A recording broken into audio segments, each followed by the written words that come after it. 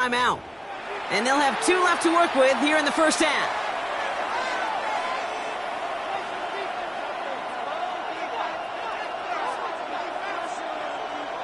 On one, ready? They'll come to the line here, 2nd and 9.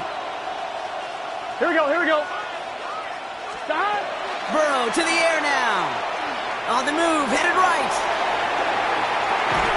That's complete to Gesicki outright. And he'll go down here at the 16.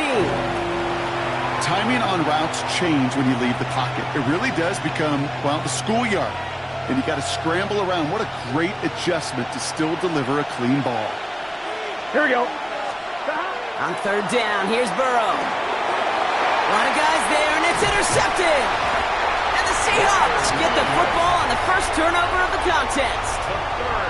Well, they were thinking at least a field goal on the drive if they couldn't reach the end zone, right? But the interception keeps them from even getting 3 out of this possession. You really hope at the end of this game you don't look back and go, shoulda, woulda, coulda. If we could have gotten some points out of that drive early, we wouldn't be in the situation we are in now. On him quick, and they bring him down. And the drive begins with a rough first step there. That's going to bring up 2nd down. Kate, I can speak from personal experience on this one. That is the absolute worst nightmare as a quarterback. When you call that bootleg and you turn around and all you see is nothing but a big old defensive end, yeah, your interest switch from getting rid of the ball to a little self-preservation. Good job just simply hanging onto the football.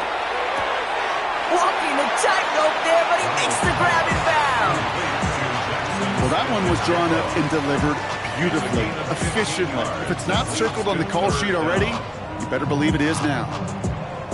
Now we are still waiting for the scoring for anybody really to get going as we've hit our 2-minute warning. More from Lumen Fields coming right up.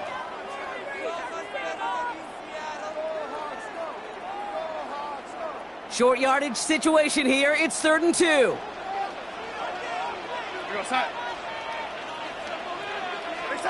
Here he is on 3rd and short. Throwing over the middle, but it's incomplete. The numbers tell us pretty clearly, you get to 3rd and long, extra long, it's really hard to stay on the field. That's disappointing because that was 3rd and manageable and an incomplete.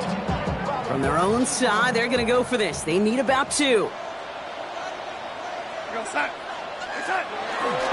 Trying to push this past the marker.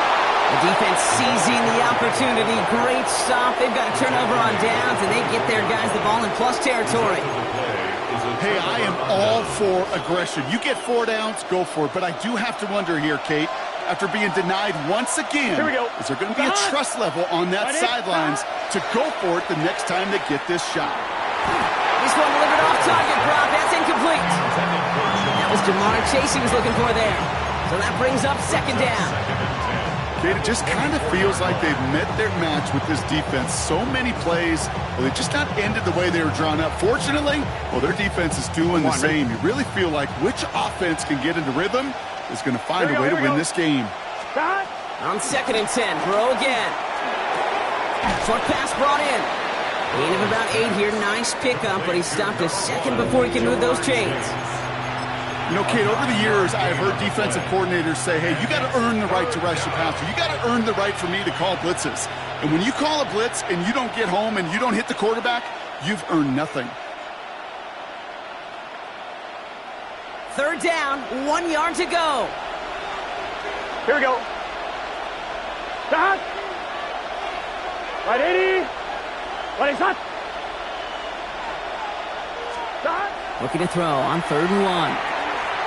Complete beyond the marker. And they're going to down him by contact as they've got enough for a new set of downs.